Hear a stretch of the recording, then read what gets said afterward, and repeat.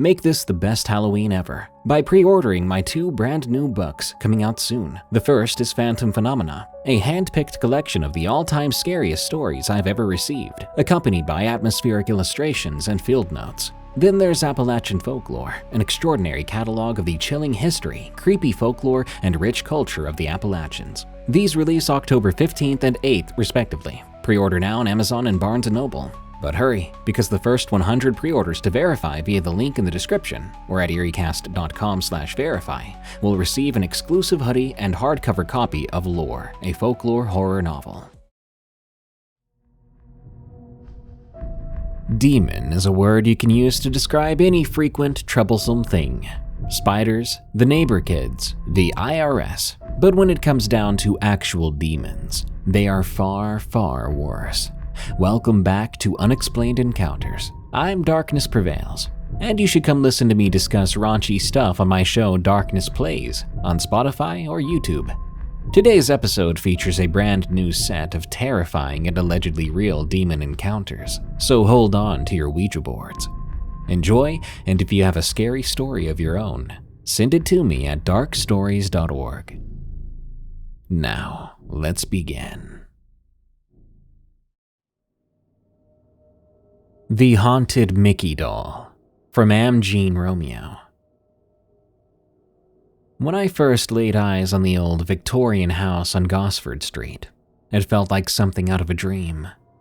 Tall with weathered brick walls and ivy creeping up the sides, a once grand home dulled by the passage of time. The large windows, framed by dark wood shutters, hinted at the house's age and the many lives it had sheltered over the decades. It was the perfect mix of charm and mystery, and the price was too good of a deal to pass up. In retrospect, that absurdly good deal should have been my first clue. Moving day was a blur of boxes, furniture, and exhaustion. By the time the sun dipped below the horizon, I was surrounded by half-opened boxes. The room was lit by the soft glow of a single lamp, casting long shadows across the floor. The house creaked as it settled for the night. The sound was almost like a sigh, a tired exhale from the walls that had seen so much. I decided to explore the attic before calling it a night. The narrow staircase groaned under my weight as I went up. A cloud of dust greeted me when I pushed open the heavy wooden door. I blindly reached a hand out for the light switch, and my fingers made contact with the cord. I pulled it taut, and with a soft click, the room was engulfed in the flickering light of one of those long and rectangular fluorescent bulbs. I gazed at the room before me. It was cluttered with old furniture, forgotten trunks, and relics of lives long past. As I picked through the piles, I noticed a small weathered box tucked away in the far corner. It was covered in cobwebs and looked as if it hadn't been touched in years. My curiosity piqued. I dragged it into the middle of the room and carefully lifted the creaking lid. Inside, nestled in a bed of yellowed newspaper, was a vintage Mickey Mouse toy. The toy was old, decades old likely, with faded fabric and a permanently cheerful grin etched into its plastic face. One of its button eyes was slightly askew, giving it this unsettling lopsided gaze. There was something about it, something that drew me in despite its worn appearance. I couldn't quite put my finger on it, but something told me I needed to bring the doll out of the attic. Following that strange instinct, I left the attic and made my way back downstairs. I placed the doll carefully at the center of a bookshelf that had been built into the wall to the left of the fireplace. A twin shelf sat on the other side, which I'd already started to fill with my own knickknacks. Once I was happy the doll was sat in a good position, I stepped back and admired it. Its cheerful grin made me smile, and I just stood there for a while, just zoning out. My phone then buzzed in my pocket. I shook myself and headed up to bed. A week passed by, and I was starting to settle in nicely into my new home. Mickey still sat pride of place on the shelf. I'd placed a couple of other bears I kept for sentimental reasons, and a porcelain doll I had since childhood on the bookshelf too.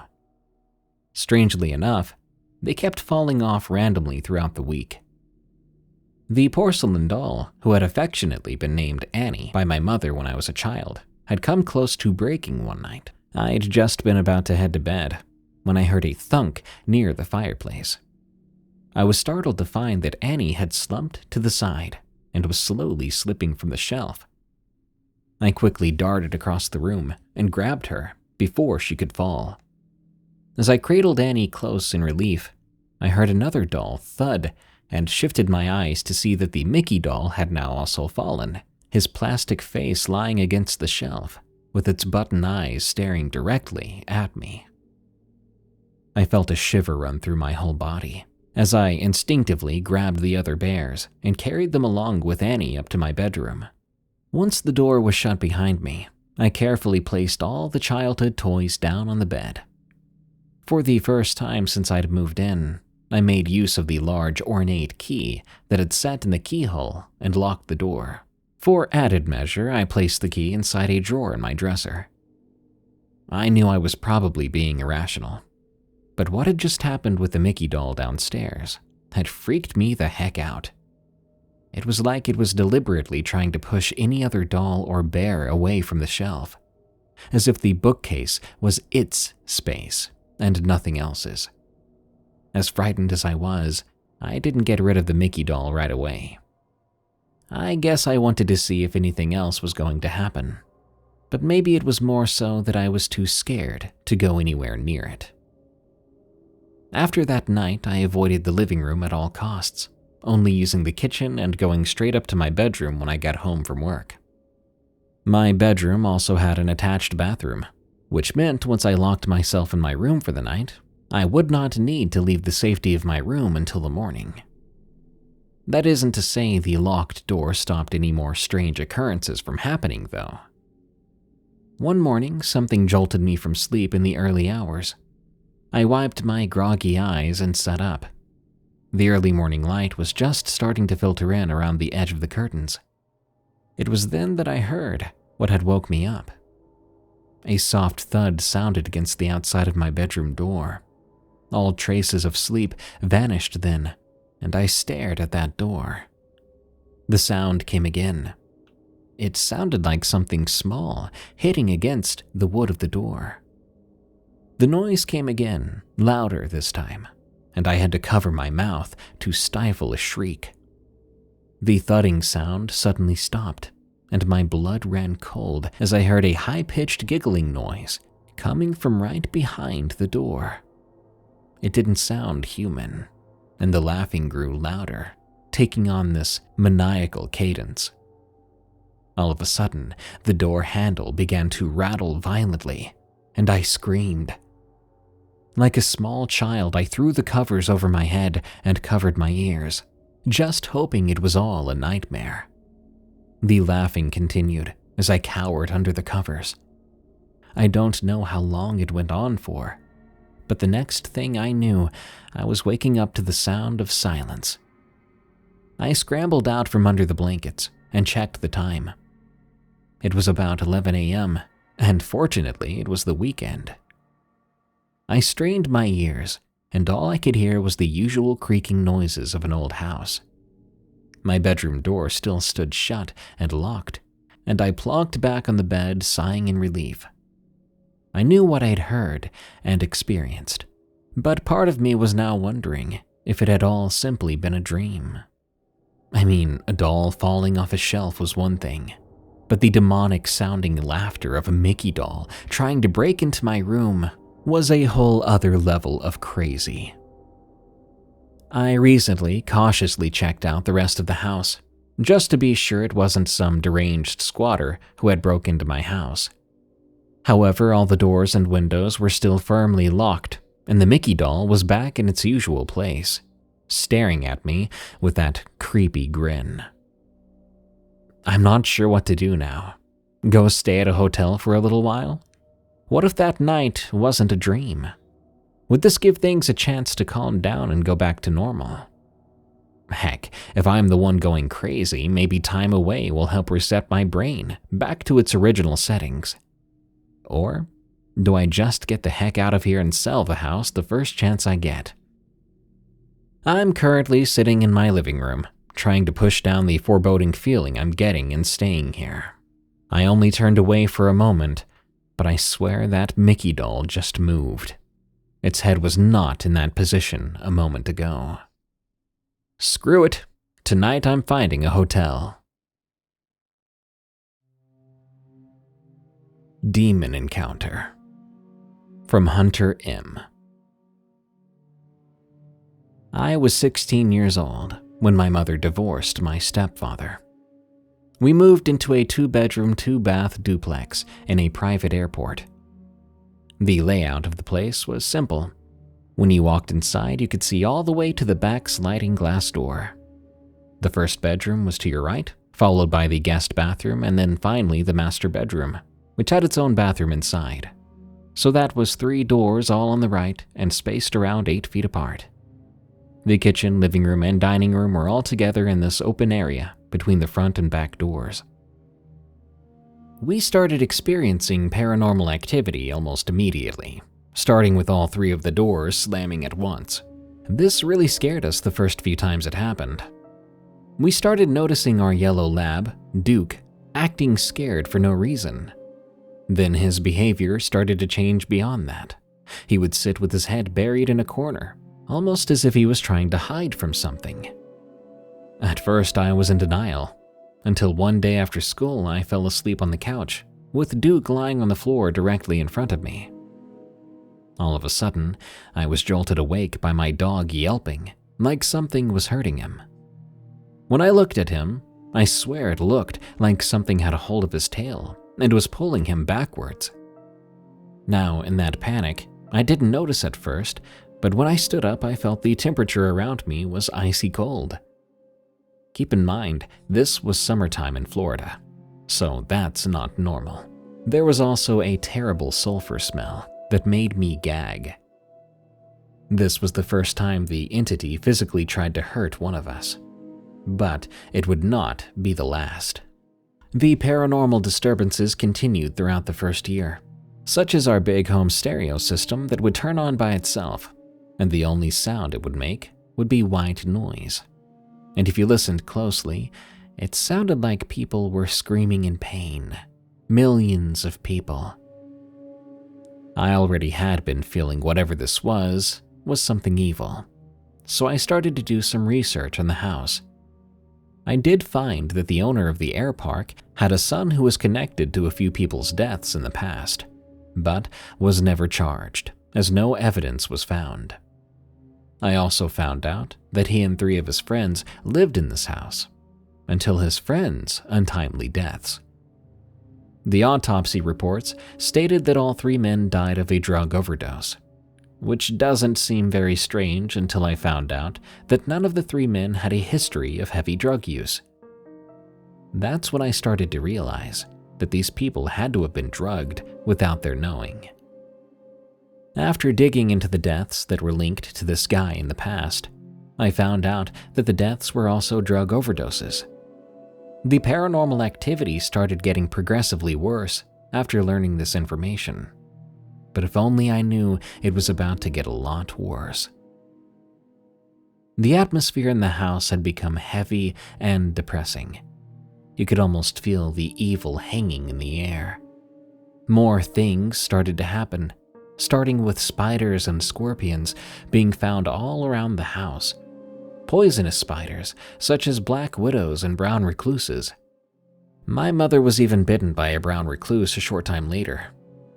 It seemed that we were all either getting injured or getting sick while we were in that house.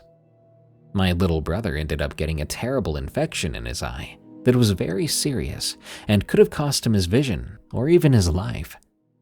Our poor dog was being tormented so much he refused to leave the corner now, except to eat and drink. Not long after my mother was bitten by the spider, I started to see things.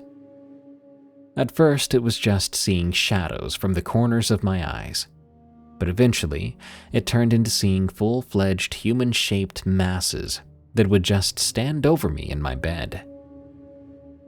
Now, I'll take a moment to say, I don't believe this demonic entity was the spirit of one of the people that overdosed and died in the place. But I do think the demon was attached to the house because of the terrible things that happened there.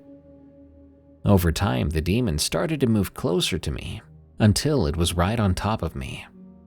I knew this thing was trying to get inside of me, and I had to do something. I didn't mention this before, as it didn't pertain to this story until now. The house had a 2-car garage attached separately between our side of the duplex and the neighboring side, meaning you couldn't enter the garage from the house. You would have to walk outside, down the sidewalk, and open the garage door from the outside. Now, when you opened the garage, the light switch was on the back wall, and beside the light switch was 2 garage opener buttons. The buttons were lit up by a small internal light, so you could see where they were even when it was dark. This was how I would find the light switch when I went out to do laundry at night. I don't know why, but I always felt like the garage was where all the evil energy liked to be. I never found out for sure, but my gut told me that was where at least one of the men had died. One night I went out to do the laundry, like I had 1,000 times before. Open the garage door, look for the light on the wall, and try my best to not hit my shins on one of the mini toolboxes and other junk on the floor. As I was feeling my way to the light switch, I couldn't see the light on the wall. It took me a second to realize that the light was being blocked by an enormous black mass. It's completely dark in there now, but this mass was so much darker that it still managed to stand out even in that pitch blackness. In an instant, it was right on top of me. I felt completely paralyzed. I could then make out slight facial features, a mouth, ears, a nose. But what truly horrified me were its eyes. I had heard other people describe a demon's eyes before. Some say they're red, others say green, but not this one. The creature before me had the deepest, darkest black eyes I've ever seen. I began to realize its eyes were what was holding me in place. I don't know how, but I just knew that's how it had control of me. I noticed there was a very faint gray pupil in the center of its eyes, which gave it an even more terrifying look. I felt that at any second, this thing was going to just tear me apart, and I thought there was nothing I could do. Until a memory came into my mind from childhood of my grandmother telling me that if I ever came face to face with anything like this, to rebuke it in the name of the Lord. At the time, I felt like it wouldn't help. But what else could I do? So I just started repeating, "I rebuke you in God's name," slowly and weakly at first. Then eventually I began screaming in my most powerful voice that I could muster. The creature showed no reaction until the last second. It moved backwards and shrank in on itself, until letting out a noise I can only describe as a scream. It sounded like the howling of a Category 5 hurricane. It was so powerful I could actually feel the sound, almost like getting hit with a blast of icy wind. The demon then charged at me, and then through me. The cold that I felt pass through me was indescribable, but the pain felt as if someone had shot me in the chest with a shotgun loaded with cold needles. I fell to my knees out of breath. I still had goosebumps on my arm from the cold, but without looking around, I could feel that the demon was gone. I jumped to my feet and ran inside, startling my mother as I burst through the door. I half expected her to ask me what all the noise was, but I could tell from her facial expression that she hadn't heard a thing and had no idea what happened. She did ask what was wrong, but for some reason I couldn't say, so I lied. I told her that I just got spooked by something outside, but I wasn't sure exactly what. I didn't tell her until years later after we had long since moved away from that place. The house is still there, and I just hope that the demon left for good that night in the garage.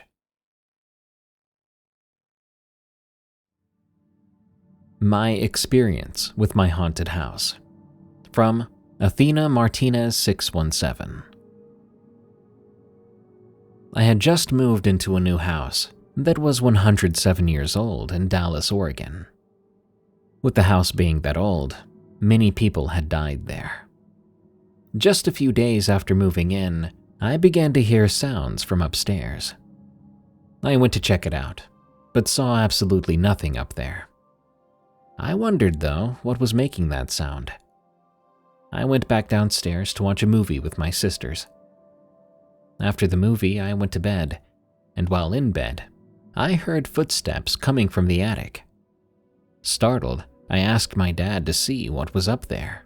My father saw absolutely nothing, so he just brushed it off and said, "You're probably having a bad dream." I ignored it then, until the next day when I saw something strange. Now, I always take showers at night when everyone is in bed. When I was taking a shower, something started coming out of the shower head. It wasn't water. This was something else. I'm not sure what. It was a sort of black goo coming out of the shower head. I asked my dad to check it out, and when he did, he saw nothing unusual except for a lot of hair in the shower head. There was nothing more I could do, so I went on to bed. The next morning when I woke up, I saw that my sister was not in her bed. I went downstairs to check if she was in the kitchen making breakfast, but when I got there, she wasn't there either. After not finding her anywhere, I was getting really worried. Skip ahead 4 hours. My parents had called the police. She was officially missing. Everybody in our neighborhood started to look for her. Not a trace of her was found until, oddly enough, a month later. Now, keep in mind, during that month, everything was peaceful. No strangeness occurred in the house, and I began to wonder, maybe the thing that was haunting this place had taken her. Well, late one day, I was making missing posters because the ones we'd hung up were being taken down every day by some people. I then heard a noise outside, a knocking at my window. I opened it, and there was my sister. She was covered in blood and seemed confused. I took her straight to my parents. We were overjoyed to see that she was alive and okay. We reported this to the police and told the neighbors, and everyone was very happy.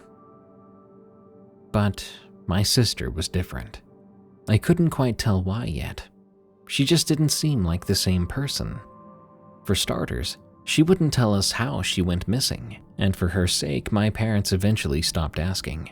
We also assumed that her different behavior was from her going missing for a month. The night she came home, she slept with my parents. So I slept alone in my bedroom. I was hoping to sleep with her in our bedroom. I'd missed her so much. Everything started to go back to normal after that night.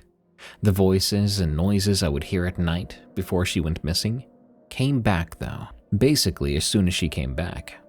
One night, about 4 months after she had disappeared and we found her, I heard a knock at my door.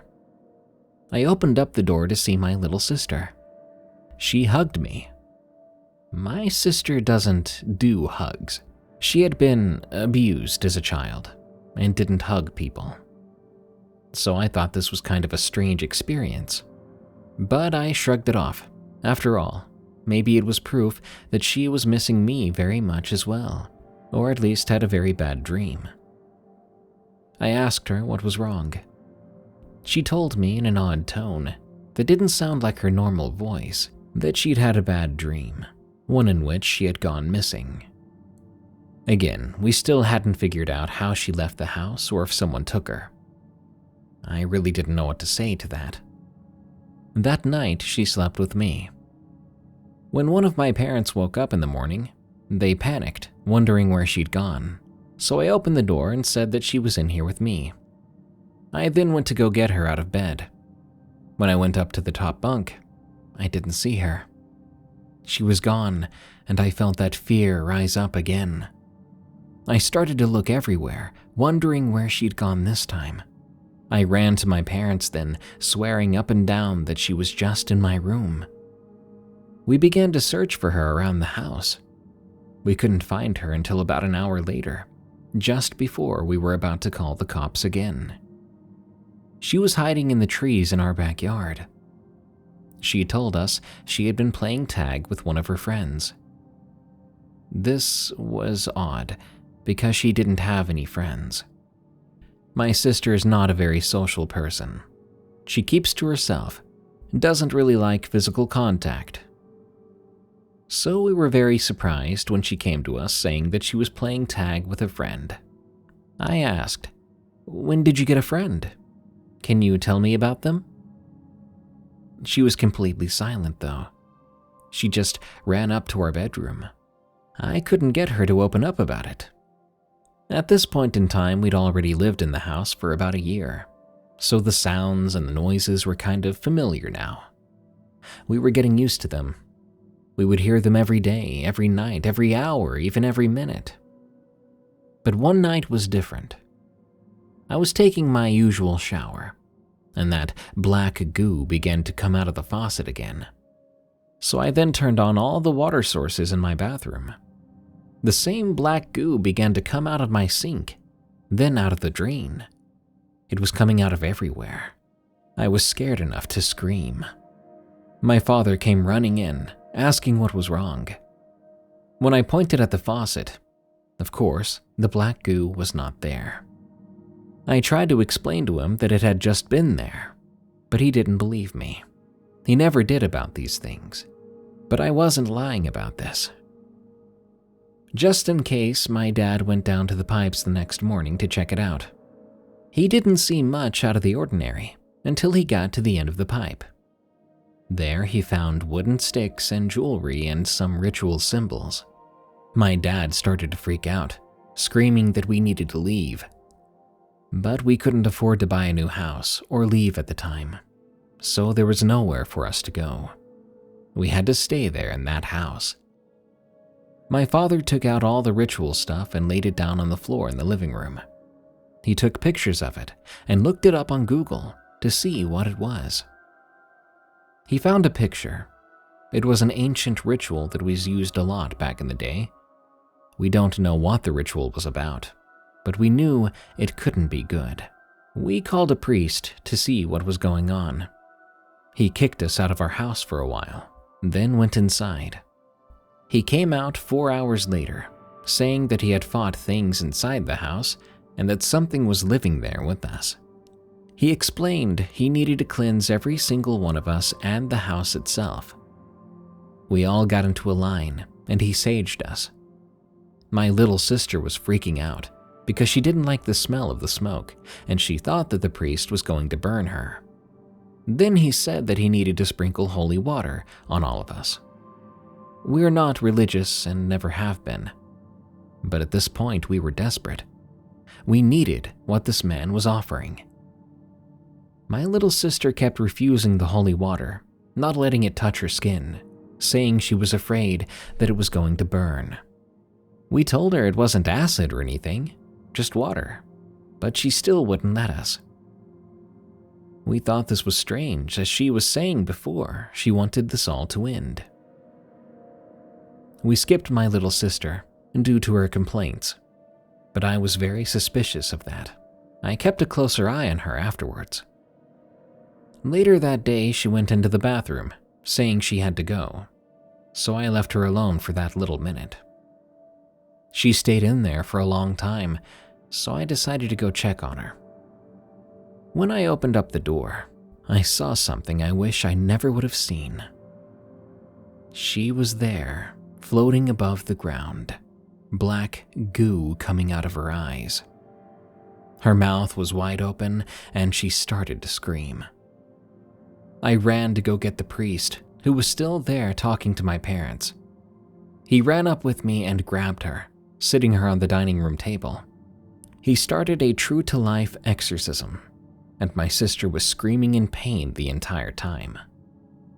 During the exorcism, the priest was asking her questions, asking if she was still there, and something answered. Something that wasn't her, because it had a voice that was not my sister's, saying to us that she was now gone, that it had taken her and they were never giving her back. I grabbed my sister and looked her straight in the eyes, but I wasn't really looking at my sister. I was looking at a demon, an entity, something else. With tears in my eyes, I screamed at the top of my lungs for it to take me instead and to leave my sister alone, that she's innocent. I don't remember much after that, because I blacked out, but I do remember as everything went black, I felt something weird inside of me. When I came to, my sister seemed different, in a good way. She was scared and screaming and crying, saying how something had taken her, and she didn't want it to take her again. I found that some marks had appeared on my skin. They looked like crosses etched into my body. My family ran me to the hospital, but they couldn't do much more than bandage me up. So then my family took me to a church. I was sat on this red carpet, and an exorcism was then performed on me. I was shaking. I could feel it. Something was talking to me from inside, telling me how I needed to do things for it, and it would let me go. Things like stabbing the priest that was trying to get it out. I begged it to not make me do that. The entity didn't care, and said if I wanted to be free, I would have to do this. I gathered all my strength. It said to me it would lead me to the priest. Then it told me to look to my left. There was a big wooden cross there, with a pointed end. It said that it wanted me to grab the cross and stab the priest with it. I told it I had never done something like that before, but the entity told me that it was all going to be okay and that I would be set free. Before I could proceed with the entity's instructions, I suddenly woke up as if I'd blacked out again. I felt lighter, more free. But I came to screaming, terrified, and looking for my sister to make sure she was there and okay. As soon as I saw her, I hugged her so unbelievably tight I nearly choked her. After these crazy events, everything seemed to go back to normal. But actually normal this time. No noises, no sounds, no black goo coming out of the pipes. There was nothing. We were a normal family again. A year later, my mother had gotten pregnant. When she announced it to us, we were excited, of course. We were going to have a little sister. Fast forward to the night she went into labor. The house suddenly felt cold as soon as it happened. My mom and dad rushed to the hospital. After a long while, they came home, bringing the new baby. As soon as she came in, she cried so loud and didn't stop. We were wondering if there was something wrong with her. I remember looking everywhere for something to comfort her, but nothing seemed to work, not even my mom's milk. The only way we got her to calm down was to take her outside the house. So we went to my grandmother's. My new baby sister was just not having it in that house, crying again every time she went inside. So grandma's was the only option. At that point, my mother was very tired. One night after my mom was done working, she sat my little sister in the bouncer. My mother forgot her all the time in the bouncer because she was so tired and wanted to go take a nap somewhere. Anyway, I saw that Mom had forgotten about her again, so I called out to her and said, "Mom, you forgot Jane." I went to grab her myself, and that's when I saw something. A hand going to the handle of her bouncer, and I heard a voice say, "Go." But I refused to leave. I reached out to grab my little sister, but she slipped out of my hands, and I was flung across the room by some force. These stairs were right behind the bouncer, and I ended up falling down them. I was in a lot of pain and terrified, screaming for my parents. My father came running, seeing me lying on the ground, bleeding. I was covered in cuts and bruises. We went to the church again to see the priest. He told us that something was back, but it wasn't the same thing that had gone inside me. but something that had descended from it when it left. We took the baby with us, and something started to happen to her. She kept passing out, and at one point we couldn't wake her up. As my mom held her, something kept trying to pull her out of my mom's hands. My mom was too weak to hold on to her, so she let go, and something took the baby. I swear I saw it running with the child, and we looked everywhere for her. Our newborn baby, that was innocent, still had such a long life to live. We couldn't find the baby, but we could hear her crying every night. We would hear her screaming she was missing for a month, just like my other sister. We knew what was coming next, so we called the priest, and we said it was happening again, but instead with our 1-month-old baby sister. We finally found her. She was in the attic. My dad was checking if something was up there, and found her there crying. There were also some ritual items and things like that on the walls, and there was this odd cracking sound too. My dad ran with my little sister, saying that the entity had not taken her, but instead wanted to keep her. My dad apparently had heard a voice in the attic, telling him that they didn't want to possess her, that they wanted to keep the girl as their own. My baby sister was kept at the church along with my mother and other sister. It was just me and my dad back home. At one point I went to take a shower, but instead of black goo, I swear blood began to come out of the shower head. I walked out of my door, and I saw something. It looked like my baby sister. I steadily walked over to her, and I reached down to touch her shoulder, saying, "What are you doing here? You're supposed to be at church." She then turned to look at me and screamed. This wasn't my sister.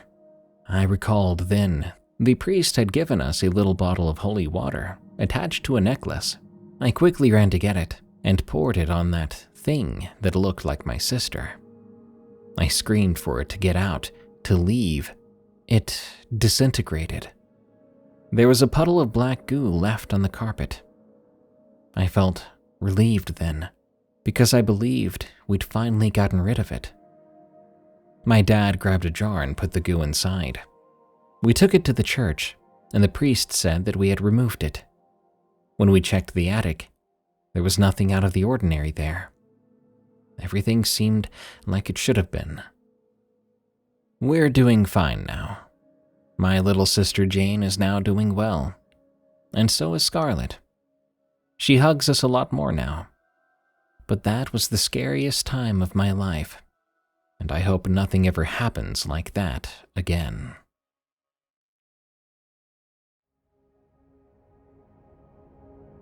The birthday I wish never happened. From Gremlin626. I've always been interested in the paranormal and witchcraft genres from a very young age. I'm from Tennessee and grew up in a small, not really well-known town. It was my 11th birthday when I would begin to wish it had stayed as just an interest. Because my birthday fell in a month that usually had snow and was cold, my aunt let me have a slumber party for my birthday at her house every year. This time, there were 7 girls invited, and 2 of them were my cousins. One of these girls I only knew because everyone swore we looked identical, but she was 2 years younger, though we have no relation at all. I'll call them A, my older cousin, B, my little cousin, C, the doppelganger, D, my best friend, E, the classmate who suggested this in the first place, F, the tattletale, and G, the one who refused to participate. I'd been digging into my family ancestry and grew up hearing about my family's stories and legends that have been passed down from both my Celtic and Native American, specifically Comanche Nation, ancestry. All of my mother's side supposedly had some sort of ability or sensitivity to the dead. Knowing this, they warned me all the time to never participate in any form of seance, because our sensitivity can attract things, negative entities, like moths to a lamp. I should have listened. My party had been a bit boring until E decided that a seance circle would be the thing to make this party the best one yet. Knowing how my family felt about this, I wanted to say no, but I didn't want to seem scared to my friends, or boring. In order for this to work, I had to convince everyone to wait until after the adults went to bed. So, until then, we all decided painting our nails and watching the latest ghost adventures in my room would be the best way to pass the time. It was a cold, clear night with barely a moon showing in the waxing crescent phase. We waited until all the adults had gone to bed to sneak outside the back door, which wasn't until around 2:30 a.m. We then set up candles all around the deck at equal distances from one another, and waited in the 20-degree temperature in our fuzzy pajamas and coats for the witching hour, which is said to be 3 a.m. by some folks. Then we began. My aunt's house was next to and across from large fields, and only 2 neighbors were directly behind her house that sat on a full acre in the middle. I knew the neighbors were elderly and most definitely asleep as well, and that's what made this night so peculiar. There wasn't any wind, and the only sounds that could be heard were the neighbors' dogs and us girls giggling, along with the nature that was around us. I went around lighting the candles one by one, because I didn't want one of the others to accidentally light the deck on fire somehow. G started to get scared. "I don't feel good about this, guys." E didn't seem very pleased with that and rudely whispered back, "If you're going to be such a baby about this, why don't you go back inside? It's way past your bedtime with that attitude." A couple of the other girls snickered, which they would later regret. G sat down in a chair by the doors. "I'm not scared. I just think this is dumb and fake. Nothing will happen." She lied, and in the process, probably jinxed us. We all got in a circle except for G. "We need to hold hands, and remember, do not let go, no matter what, until the circle is dismissed," I warned. I don't think any of them took me seriously, but they also didn't get told how annoying crying ghosts are at 2 a.m. I let E start the circle. "If there's anyone here, give us a sign." A pause and nothing, which caused E to get frustrated and impatient. "I said give us a sign." "Not so loud, we might wake them up," I scolded her. Then all of a sudden, everything around us got scarily quiet. I'd always been told when nature goes silent, run and hide. "Nothing is happening," C deadpanned. "Shh, do you guys not hear that?" D asked, then looked at me wide-eyed, making me nod slightly. "It got a little too quiet." A said the obvious, then looked at me with this look I could only see from the candle that said we should not have done this. B gasped loudly and said, "Did no one see that?" "See what?" E demanded while we all looked around. I was about to ask what, but then I saw it. Out of the corner of my eye was a flash of something moving by, and then the candles all went out at once. No wind was present.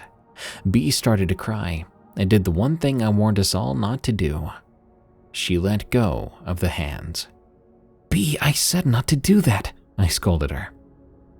Then a candle beside me had a flame flicker back to life that made all of us gasp. Then, one by one, they all lit up again. I felt a very unwelcoming presence behind me. Both A and B, who were across from me, were staring past me now with terrified expressions, while the others all looked freaked out.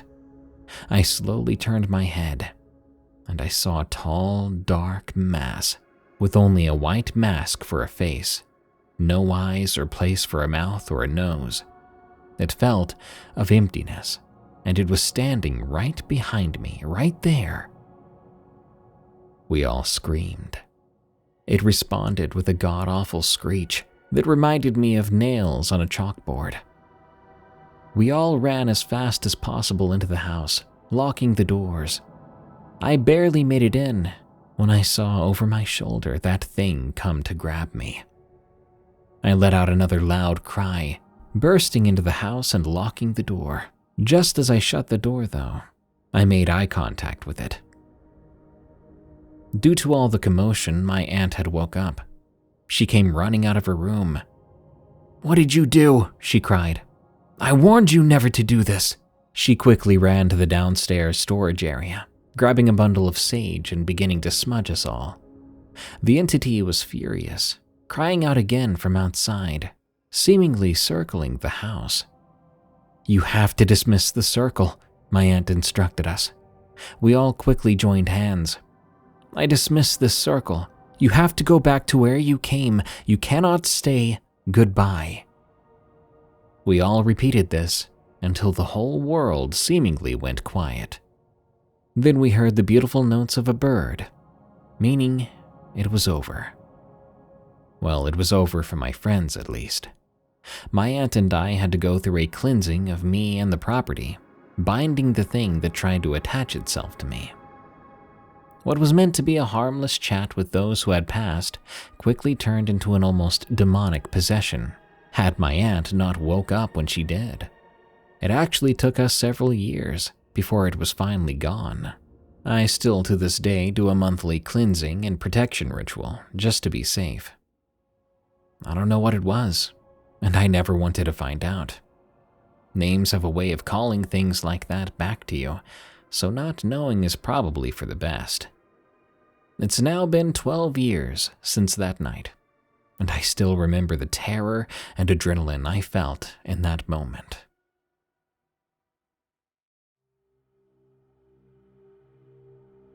My dad is haunted by a demon. From Noel. This story happened about 4 or 5 years ago. I was 15 or 16 then. My sister and I moved states with our mom after our parents got divorced. I was 7 years old, and things were always wrong at my dad's house. We were pretty used to seeing and feeling things as we both grew up being extremely sensitive to the supernatural and paranormal. In this particular house, there was no less paranormal activity than in any other house my dad had lived in. My sister and I were convinced that my dad had something following him. But on to the story. When my sister and I went back to visit my dad one summer, it had to be around 3 a.m.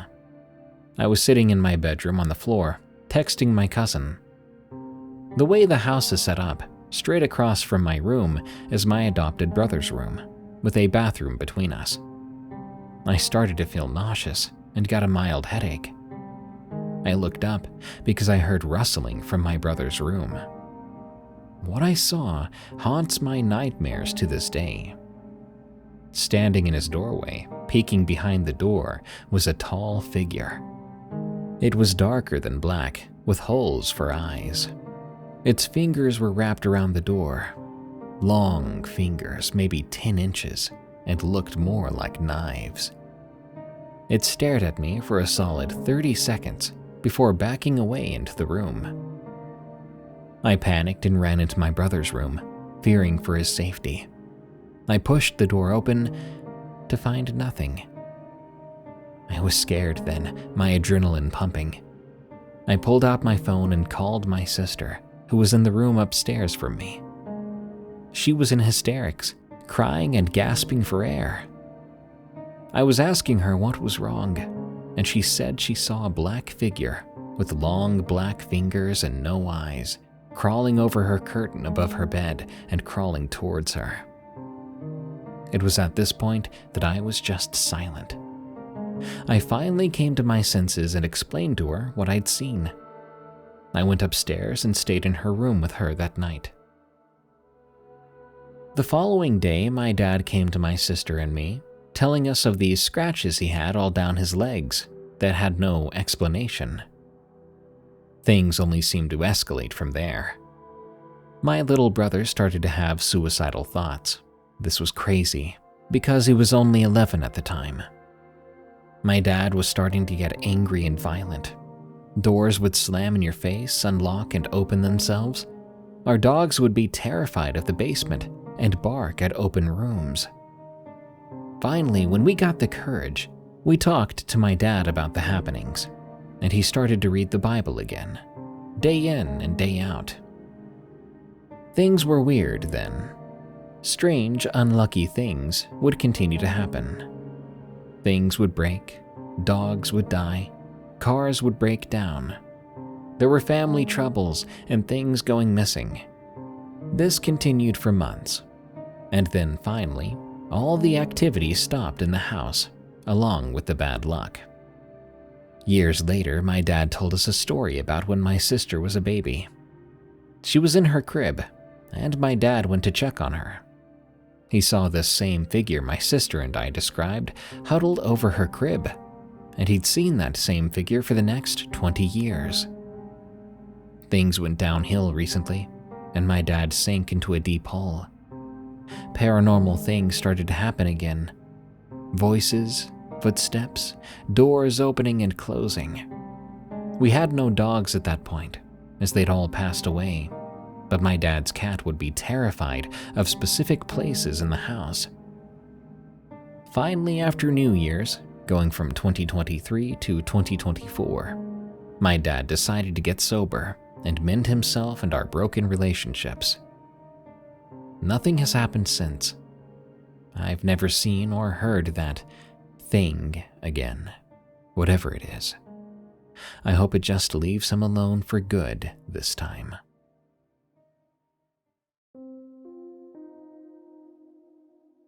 My family's demon encounter. From NyxieoftheNightSky.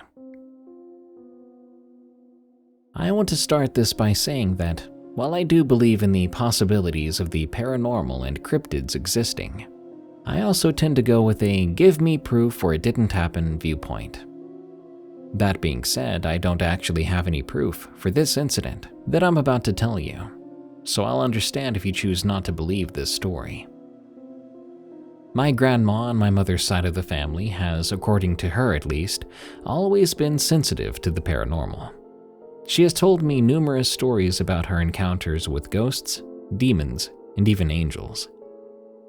She even said that she once encountered a demon in the physical form of a man on the street, and that she rebuked it after it tried to follow her home.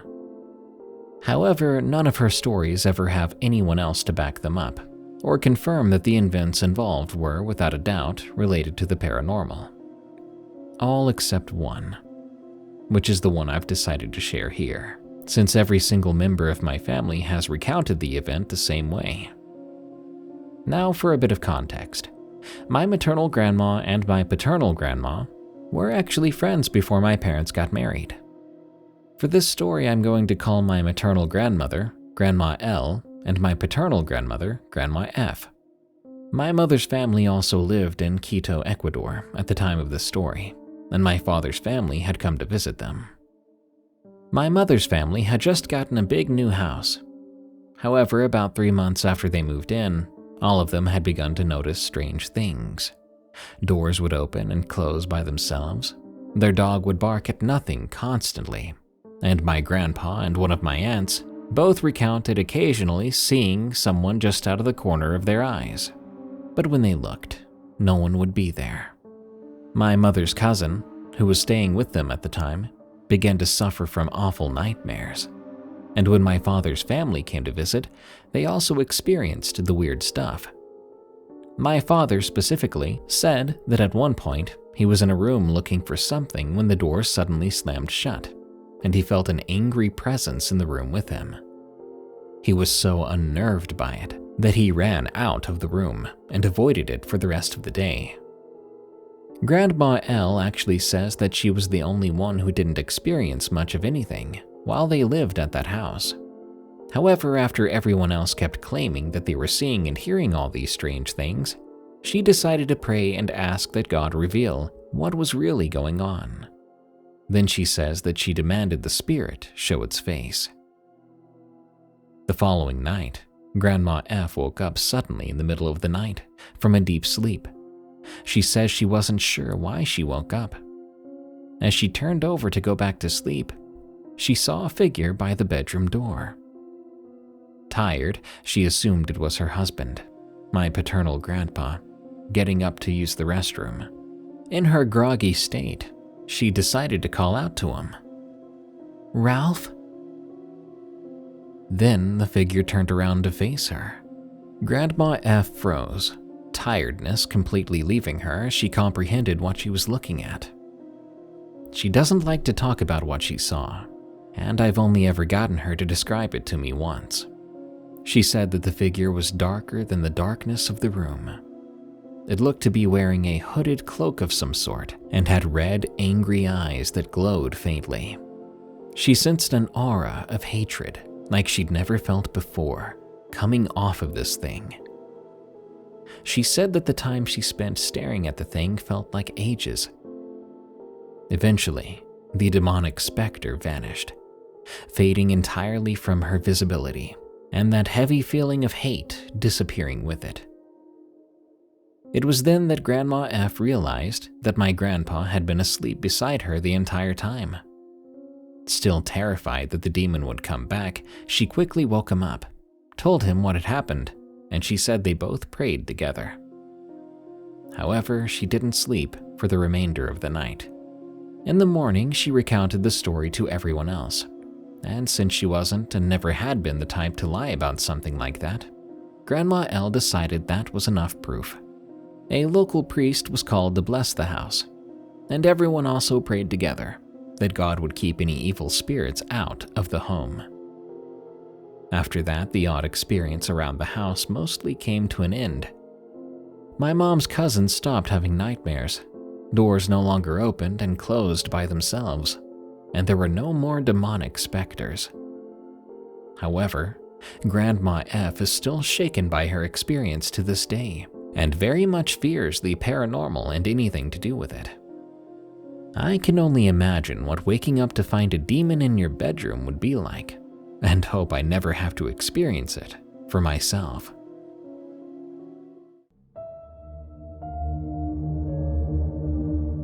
Thank you for tuning in to Unexplained Encounters. If you're not already, follow and listen to Unexplained Encounters on Spotify, Apple Podcasts, or your favorite podcast app. Leave us a rating while you're at it. Get some cool creepy merch at eeriecast.store. Check out my other show where I narrate scary work stories. It's called Tales from the Break Room. For more terrifyingly entertaining shows from EerieCast, go to eeriecast.com. And if you want to listen to Unexplained Encounters and all the other EerieCast shows without pesky ads, sign up for EerieCast Plus at eeriecast.com/plus. You'll also get exclusive access to horror audiobooks only available to EerieCast Plus members, and you'll get 20% off our EerieCast.store merch through our members-only monthly discount code. Finally, if you have a scary story of the unexplained, send it to me at darkstories.org. I think that's about it. Thank you so much for joining us. Stay safe out there and stay creepy, because this world is a strange one.